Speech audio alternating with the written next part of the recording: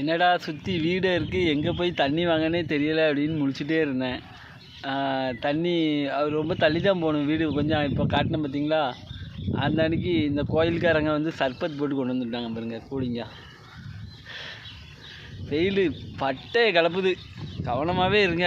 நல்லா உடம்பு எப்போதுமே கூல் பண்ணிகிட்டே இருங்க.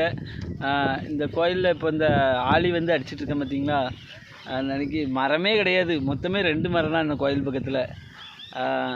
இந்த வேப்ப மரத்தில் உட்காந்து பாருங்க, சர்பத்து குடிக்க போகிறேன்.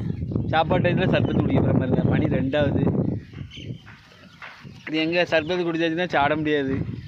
3 மணி மேலே ஆயிரும் சாப்பிட. சரி, வீடியோ தொடர்ந்து பாருங்கள். வீடியோ பிடிச்சா லைக் பண்ணுங்கள், கமெண்ட் பண்ணுங்கள். எங்கள் மாதிரி ஒவ்வொரு சப்போர்ட் பண்ணுங்கள். சரியா? நன்றி.